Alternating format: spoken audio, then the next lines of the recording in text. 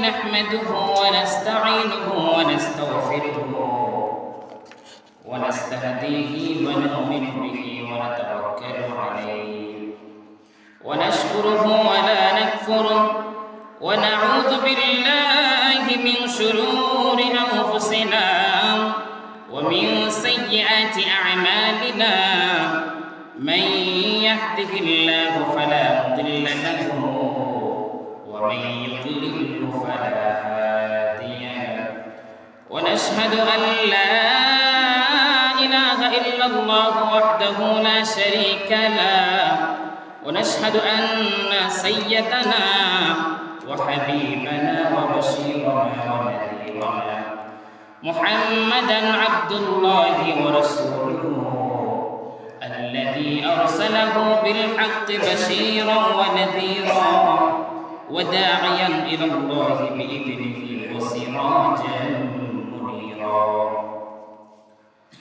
فقد قال الله تعالى في كلامه المجيد وفي فرقانه الحميد أعوذ بالله من الشيطان الرجيم بفضل ببركة بسم الله الرحمن الرحيم إن الله وملائكته يصلون على النبي يا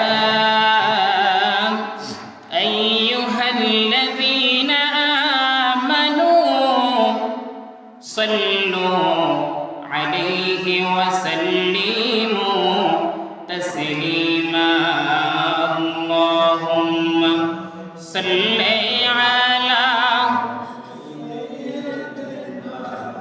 مولانا محمد وعلى آل سيدنا مولانا اللهم صل على سيدنا مولانا محمد وعلى آل سيدنا مولانا চিন্তা করে দেখো রে মন রাতের গভীর নিশীতে মরণকালে বান্ধব নাই রে কে যাবে তোমার সঙ্গেতে আল্লাহুম্মা সাল্লি আলা مولانا محمد وعلى آل سيدنا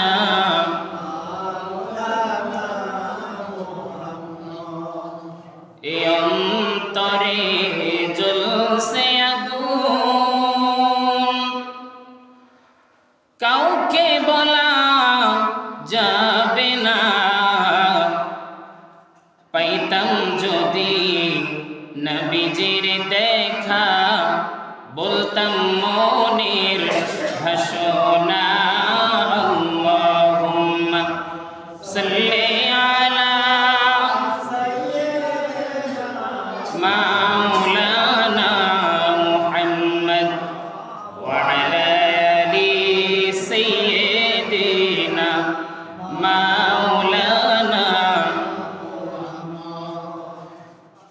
এই দুনিয়ায় নবীর লাগিয়া যারা দুরূদ পড়ে না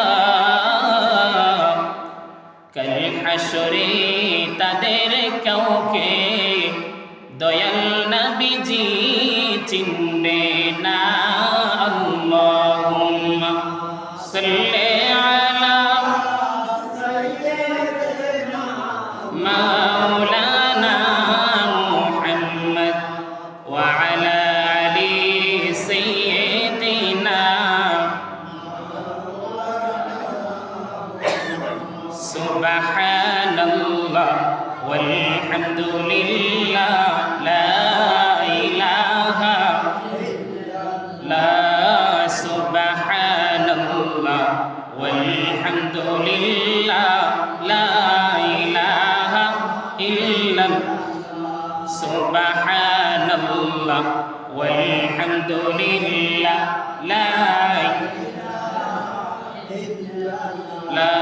حسبي ربي جل الله حسبي ربي جل الله ما في قلبي غير الله نور محمد صلى الله نور محمد صلى الله لا إله إلا الله سبحان الله والحمد لله إله إلا الله سبحان الله والحمد لله لا إله إلا لا إله إلا الله محمد رسول الله لا إله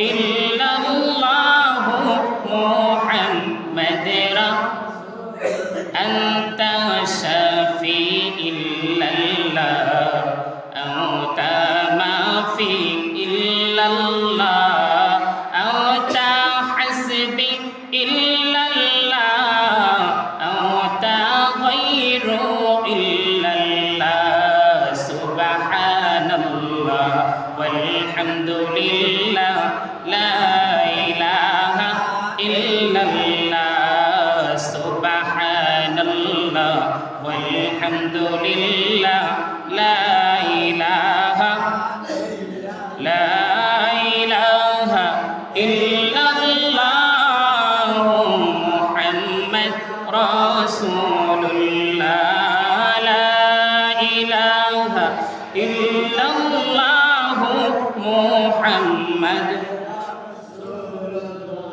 يا ستار يا الله يا جبار يا الله يا ستار يا الله يا جبار يا الله يا خليق يا الله يا رحيم يا الله سبحان الله والحمد لله لا إله إلا الله سبحان الله لله لا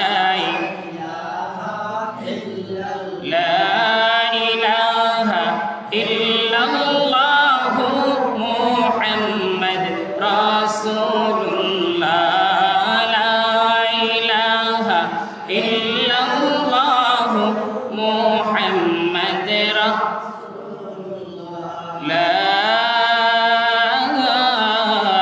إله إلا الله محمد رسول الله صلى الله عليه وسلم أشهد أن لا إله إلا الله وحده لا شريك له وأشهد أن محمدا عبد الله ورسوله সম্মানিত হাজিরিন পবিত্রতম শাবান মাসের চতুর্থতম জুমা জুমাতুল মুবারক জুমাতুল মুবাইদা জুমাতুত তাহুরা শাবান মাসের চতুর্থ জুমা আদায় করার জন্য আগত মুসল্লিয়ানে کرام মুরব্বিয়ানে নিজাম যুবক ভাইরা মসজিদ পরিচালনাকারী মসজিদের সম্মানিত কমিটিবৃন্দ ভাইয়েরা পাঁচ ওয়াক্ত নামাজ পড়নেওয়ালা পাঞ্জেগানা মুসল্লিয়ানে کرام যারা জুমাহের নামাজ পড়েন ঈদের নামাজ পড়েন সমস্ত মুসল্লিয়ানে کرام পর্দার আড়ালে যারা আমার কথা শুনতেছেন, সম্মানিতা মা এবং বোনেরা, ছোট ছোট তালিবুল ইলম কোরআনের পাখি বন্ধুরা, সকলকে শাবান মাসের চতুর্থ জুমাহের পক্ষ থেকে জানাচ্ছি আন্তরিক মোবারকবাদ, আন্তরিক সালাম। আসসালামু আলাইকুম ওয়া রাহমাতুল্লাহি তাআলা ওয়া বারাকাতুহু। আশা করতেছি আল্লাহ তাআলার রহমতে আপনারা সবাই ভালো আছেন। আপনারা সবাই কেমন আছেন? আলহামদুলিল্লাহ। গতকালকে তো আসতে পারিনি, আজকে 3 দিন ধরে আমি খুবই অসুস্থ, জ্বর, মুখে আর নাকে ঠোসা পড়ে গেছে, অতিরিক্ত জ্বর।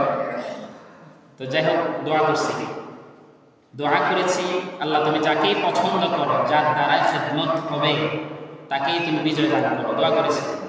আলহামদুলিল্লাহ। মাদ্রাসায় বসে আমার এই 3 কিছু বাচ্চা ছিল, হিফজখানার কিছু বাচ্চা ছিল, হাফেজ ছিল, শিক্ষক ছিল, সবাইকে নিয়ে দোয়া করেছি, আল্লাহ এই বাংলার জমিনে যে দুর্নীতি করবে না, যার দ্বারা ইসলাম হেফাজত, যার দ্বারা মাহবুব হেফাজত, যার দ্বারা আমরা হেফাজত, দেশ হেফাজত, তাকে তুমি বিজয় দান করি।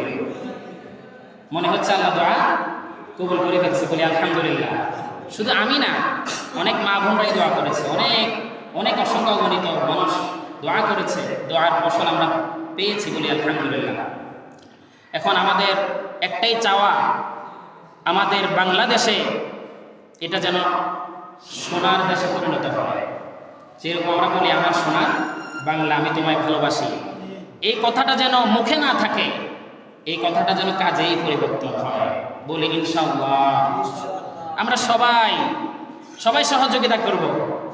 আমাদের বিএনপির মনোনীত প্রার্থী আমাদের জনাব তারেক রহমান ভাই নাকি, ওনাকে, এবং যারা আছেন আমাদের রফিকুল আলম মজনু ভাই সহ যারা আছেন আমাদের প্রতিনিধি, যারা মনোনীত হয়েছেন, আপনারাই মনোনীত করেছেন, আমরাই করেছি, ওনাদেরকে আমরা সহযোগিতা করব, দোয়া করব, সহযোগিতা করব ইনশাআল্লাহ। বলেন ইনশাআল্লাহ। ইনশাআল্লাহ। আমরা দোয়া করতেছি মরহুম মুতফুন জিয়াউর রহমান সাহেবের জন্য, দোয়া করতেছি মরহুমা মুতফুনা আমাজান খালেদা জিয়া বেগম সাহেবার জন্য, আল্লাহ তাআলা যেন ওনাদের রূহে মাগফিরাতের মধ্যে আজকের এই হাদিয়া পৌঁছে দেয়। দক্ষিণ বাউরকুমা জামে মসজিদের মুসল্লিদের অন্তরের অন্তঃস্থল থেকে দোয়া যেন আল্লাহ আমাদের রূহে পৌঁছে দেয়, বলেন আমিন। এবং যারা বিজয়ী ঘোষিত হয়েছেন, আল্লাহ তাআলা যেন ওনাদেরকে ইনসাফের প্রতীক, ইনসাফ ন্যায় নিষ্ঠার প্রতীক যেন বাংলাদেশে ওনারা খেদমত করতে পারে। খেদমত এটা কি বলেন না? খিদমত। আমি যে আপনাদের এখানে আসছি, এটা কি চাকরি না খেদমত? ভাই কথা বলেন। খেদমত, এটা চাকরি নয়। কারণ আমি কতক্ষণ থাকবো এটা কে জানে? বলে না, কে জানে? আমিও জানি না আমি কতক্ষণ খেদমত করতে পারবো, আপনারাও জানেন। শুধুমাত্র আল্লাহ যতক্ষণ আমার রিজিকে আমাকে সম্মানিত স্থানে রাখবে অতক্ষণই থাকবো। আমার রিজিক উঠে যাবে, তখন আমি অসম্মানিত হব, অপমানিত হব, চলে যাব। এখানে থাকার আমার কোনো এক সেকেন্ডের ক্ষমতা নাই। সুতরাং যারা ক্ষমতায় এসেছে, আমার আল্লাহ দিয়েছে, আমরা পছন্দ করেছি, তারা যতক্ষণ পর্যন্ত আমার আল্লাহর কাজ এবং রসুলের কাজ করবে, ইসলামের কাজ করবে, কোরআনের পক্ষে থাকবে, দেখবেন তাদের মান, সম্মান, ইজ্জত আমার আল্লাহ বাড়িয়ে দিবে। শুধু তা নয়, তাদেরকে আমার আল্লাহ আবাদা ক্ষমতা দিবে। আর তারাও যদি অতীতের সরকারের মতো, খারাপভাবে নেবেন না, অতীতের সরকারের মতো তারাও যদি বেশ কম করে ফেলে, কোরআনের বিরুদ্ধে চলে যায়, আল্লাহ রসুলের বিরুদ্ধে চলে যায়, ইসলামের বিরুদ্ধে চলে যায়, তাহলে আমার আল্লাহ আছে নাকি নাই? কথা বল, আমার আল্লাহ আছে নাকি নাই? আমার আল্লাহ ধরে না, ধরলে ছাড়ে না। এজন্য আমরা যারা ক্ষমতায় আছি, থাকতে চাই, দেশটাকে আমরা নিয়ন্ত্রণ করতে চাই, মানুষজনকে চালাতে চাই, আমরা যেন কোরআন থেকে চালাইতে পারি। বলেন ইনশাআল্লাহ। ইনশাআল্লাহ। ভাই, আমরা সবাই হলাম কোরআনের ছাত্র। আমরা কার ছাত্র ভাই? পবিত্র কোরআনুল কারীমের ছাত্র, তালিবুল ইলমুল কোরআন। উলামায়ে কেরামরা রয়েছেন, আমরা এখানে কেউ শিক্ষক নয়। খায়রুকুম মান তাআল্লামাল কুরআনা ওয়া আল্লামা। আমরা সবাই কোরআনুল কারীমের ছাত্র। আল্লাহ রাব্বুল আলামিন বলেছেন ওনার প্রিয় হাবিবের মাধ্যমে, তোমরা যদি দুনিয়া এবং আখিরাতের মধ্যে সর্বোৎকৃষ্ট স্থান পেতে চাও, সবচাইতে উঁচু মর্যাদা পেতে চাও, জিরু থেকে যদি হিরু হতে চাও, তাহলে তোমরা কোরআনুল কারীম শিখো। বলেন না সুবহানাল্লাহ। কুরআনুল কারীম ধরো, কুরআনুল কারীমকে অনুসরণ করো, কুরআনুল কারীমকে তোমরা মর্যাদার স্থানে নিয়ে যাও।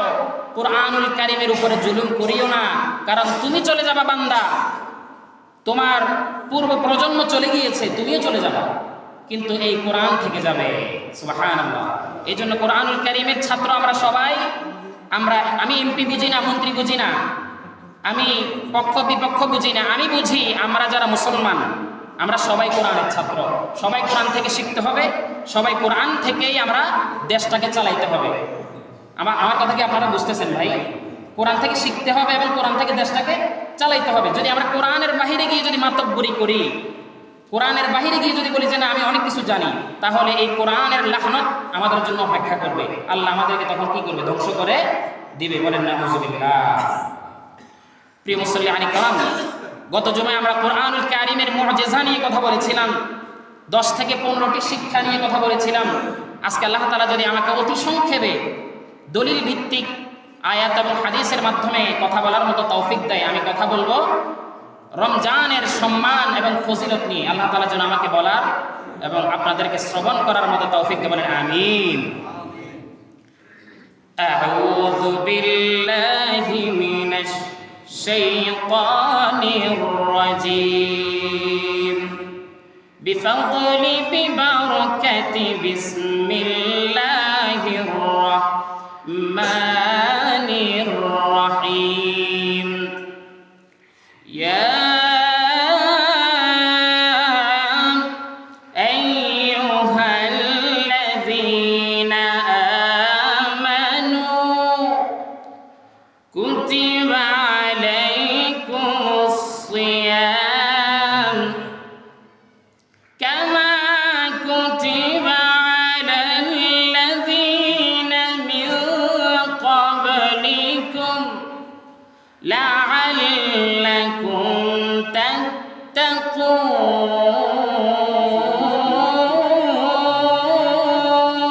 চিৎকার করে বলি আলহামদুলিল্লাহ, বলি আল্লাহু আকবার। রব্বুল আলামিন পবিত্রতম কুরআনুল কারীমের 2 নম্বর সূরা সূরাতুল বাকারার মধ্যে আল্লাহ তাআলা বর্ণনা করেন, হে আমার ঈমানদার বান্দাগণ, ইয়া আইয়ুহাল্লাযীনা আমানু, যারা ঈমান এনেছো, ঈমানের মধ্যে অটল রয়েছো, মজবুতভাবে রয়েছো, শুনো। কুতিবা আলাইকুমুস সিয়ামু, তোমরা তাকওয়ার সহিত, কুতিবা, কাতাবা, কাতাবাতুম, ইত্তাকুল্লাহ, এগুলো হচ্ছে বহুমাত্রিক শব্দ, বহুবচন শব্দ।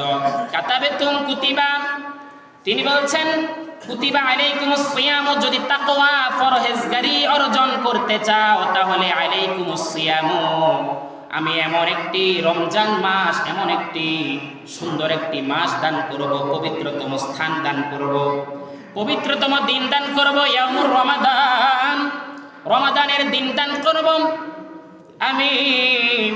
ওই দিনগুলাকে তোমরা সম্মান করবা, শ্রদ্ধা করবা, ইজ্জত করবা। ওই দিনটাকে তোমরা হেলাও দুলাও করে, তোমরা অবহেলা করে নষ্ট করে দিবা না। তারপরে বললেন কামা কুতিবা আলাল্লাযীনা মিন ক্বাবলিকুম, তোমরা যদি বিশ্বাস করে থাকো তাহলে বলি তোমাদেরকে শুধু আমি সিয়াম দেই নাই, পরীক্ষা দিই নাই, উপবাস থাকার জন্য বলি নাই, তোমাদের আগে আগে যারা তোমাদের পূর্ববর্তী মুসলমান ছিল, নবীদের যুগে, সাহাবীদের যুগে, সমস্ত নবী রাসূলদেরকেও আমি উপবাস থাকার মতো আমি তাদেরকে এমন একটি বিধান দিয়েছিলাম, তারাও আমার দরবারে পরীক্ষামূলক উপবাস ছিল। বলেন সুবহানাল্লাহ। তাদের 3 ধরনের সিয়াম ছিল। কয় ধরন? 3 প্রকারের সিয়াম ছিল। 1 নম্বরে তারা কথা না বলার রোজা থাকতো। সুবহানাল্লাহ বলেন।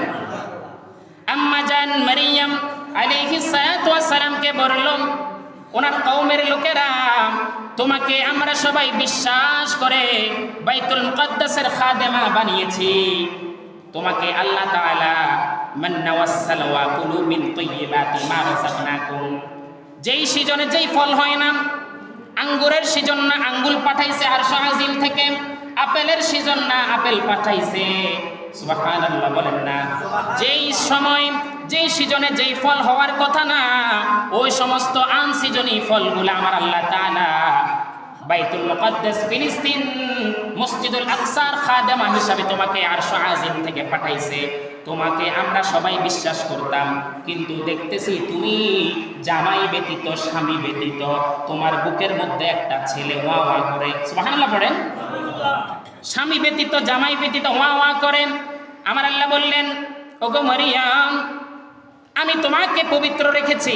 পৃথিবীর জমিনে তোমার আগে এমন পবিত্র মহিলা আর পাঠাই নাই, স্বামী ব্যতীত সন্তান দিতে পারে, এবং তোমার পরে পৃথিবীর জমিনে স্বামী ব্যতীত সন্তান দিতে পারে এমন কোন নজির এই মহিলা আমি আর পাঠাবো না। সুবহানাল্লাহ। ওয়ান পিস কত? Just one piece. এমন একজন মহিষী পবিত্র নারী পাঠিয়েছেন যার স্বামী ব্যতীত পৃথিবীর কোনো ব্যক্তি তাকে, তার চেহারা দেখে নাই, হাত দেখে নাই, পা দেখে নাই, মুখমণ্ডল দেখে নাই, আল্লাহ ব্যতীত। ওই ব্যক্তিকে আমার আল্লাহ বলেছেন, স্বামী ব্যতীত তোমাকে আমি একজন নবী দিব তোমার গর্বে। বলেন না সুবহানাল্লাহ। ওনাকে আমার আল্লাহ আদেশ করলেন, মারিয়াম কুতিবা আলাইকুমুস সিয়ামু বায়ান। সুবহানাল্লাহ পড়েন না। সুবহানাল্লাহ। আলাইকুমুস সিয়ামু বায়ান, তোমাকে আমি আজকের দিনে তোমার কওমের লোকেরা প্রশ্ন করবে এই সন্তান কোথায় থেকে পাইলাম, কিভাবে আসলো? তোমাকে তো আমরা জীবনে দেখি নাই, তোমার হাত দেখি নাই, পা দেখি নাই, এত বেশি পর্দাশীলা নারী ছিলা, তাহলে এই সন্তান কিভাবে আসলো? তোমাকে আলাইকুমুস সিয়ামু আল বায়ান, তোমার মুখের জবানের বন্ধ, তোমার মুখের জবানের পর্দা দিয়ে দিলাম, তোমার মুখের জবান বন্ধের একটা রোজা দিয়ে দিলাম। তার মানে বোঝা গেল তখনকার সময় মুখ বন্ধ রাখা এটা এক ধরনের রোজা ছিল। সুবহানাল্লাহ। আল্লাহু আকবার। কিভাবে আমার আল্লাহ পরীক্ষা করলেন? আম্মা জান মারিয়াম আলাইহিস সালাতু ওয়াস সালাম কথা বললেন না, ইশারা ইঙ্গিতে আঙ্গুল দিয়ে, চোখের ইশারা দিয়ে, আঙ্গুল দিয়ে মহিলা যারা ছিল ওই কওমের মধ্যে তাদেরকে চোখের ইশারা দিয়ে বোঝালেন, আমাকে প্রশ্ন না করে আমার সন্তানকে করো। সুবহানাল্লাহ। সন্তানের বয়স মাত্র 17 দিন। সুবহানাল্লাহ পড়েন না। তিন ভাবে রিওয়ায়াত এসেছে, সন্তানের বয়স 6 মাস, 17 দিন অথবা 3 মাস। 17, 3 মাস, 6 মাস, এই তিনটা রিওয়ায়াতে আমি পড়েছি। বলি আলহামদুলিল্লাহ। ওই সন্তানকে যখন প্রশ্ন করা হলো, তোমার আম্মা জান, সুবহানাল্লাহ, তোমার আম্মা জান তো মুখের কথা না বলার রোজা রেখেছে, কথা না বলার রোজা রেখেছে, তোমার আম্মা জান তো কথা বলতেছে না, তোমার আম্মা জান তোমাকে প্রশ্ন করার জন্য বলল, তুমি বলো। সুবহানাল্লাহ। ওই সন্তান ফিলফিল করে বলে দিল, তিনি বললেন, আমার আম্মা জান সাধারণ কোনো মহিষী গরিয়সী নারী নয়। আম্মা জানকে আপনারা কেউ দেখেন নাই, পৃথিবীর কোনো বেগানা পুরুষ দেখেন, স্পর্শ করে নাই।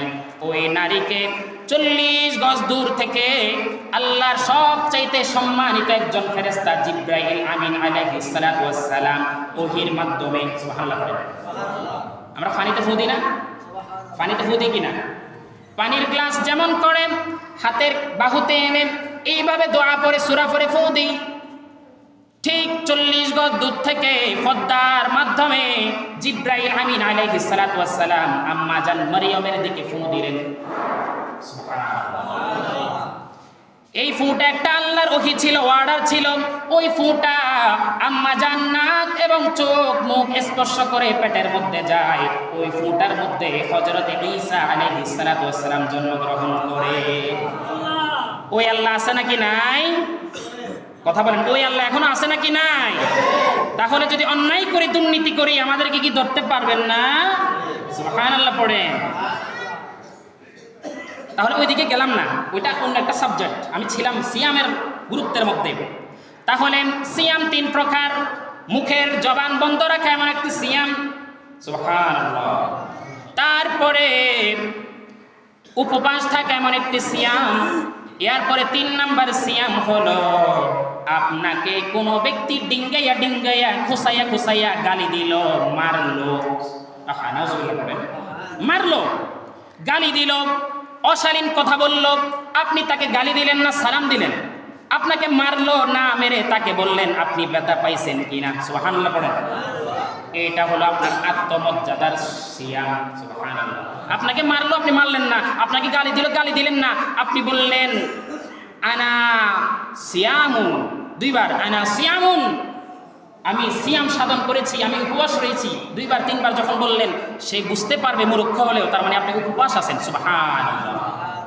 তাহলে 3 ভাবে রোজা রাখা যায়। একভাবে হলো মুখের জবান বন্ধ রেখে, একভাবে পেট খালি রেখে, আর একভাবে হলো ঝগড়া না করে, মারামারি না করে। মানে আপনার এই হাত দিয়ে কাউকে প্রহার করবেন না, এই হাত দিয়ে পা দিয়ে কাউকে আঘাত না করে আপনি রোজা রাখতে পারবেন। সুবহানাল্লাহ।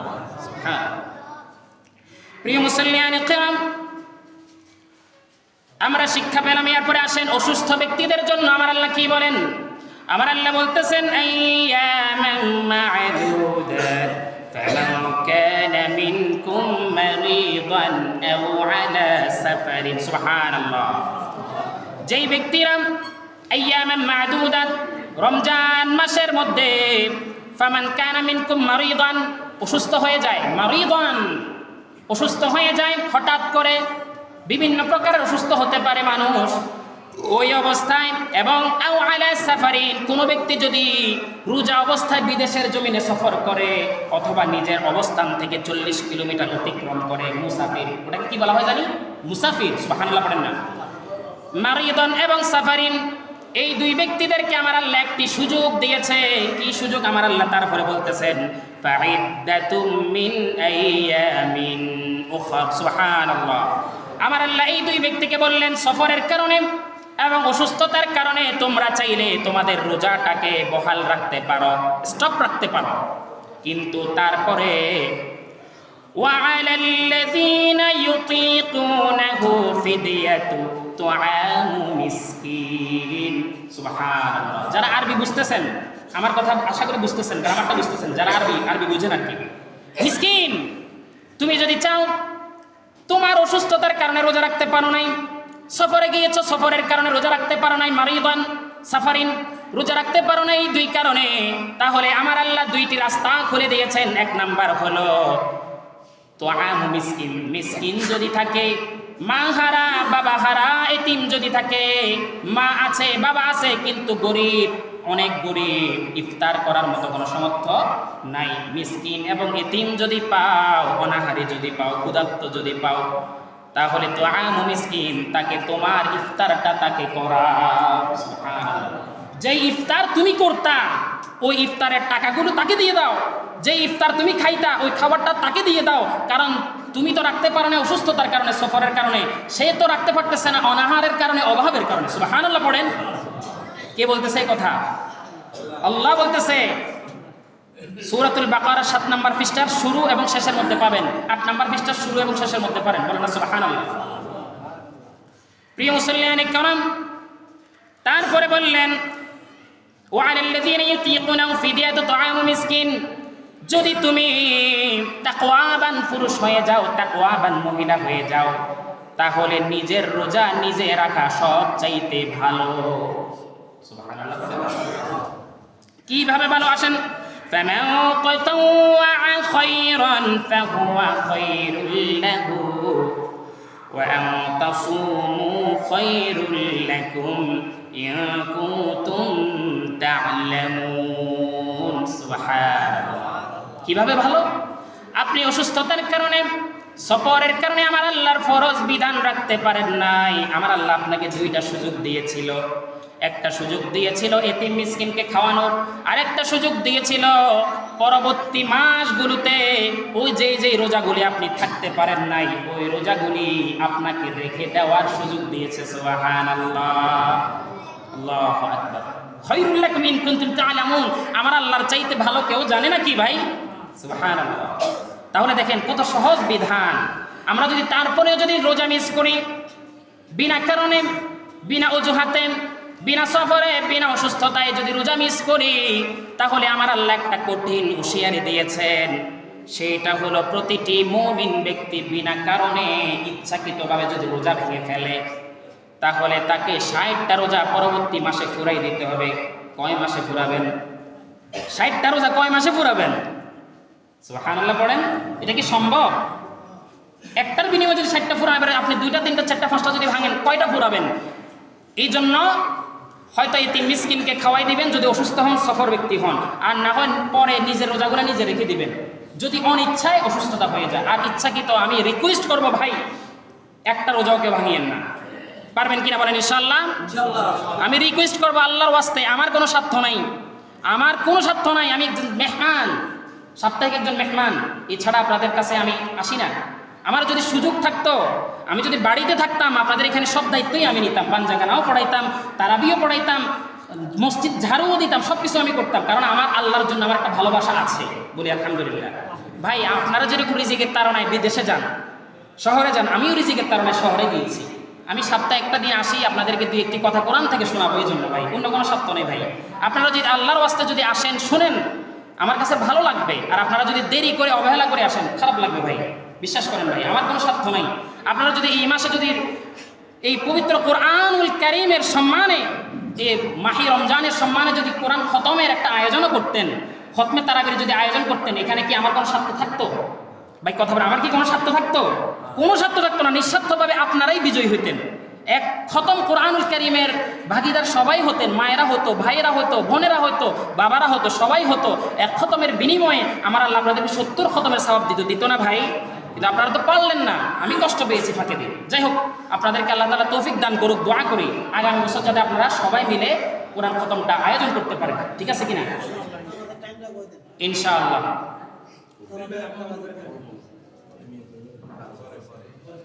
আচ্ছা আচ্ছা ঠিক আছে।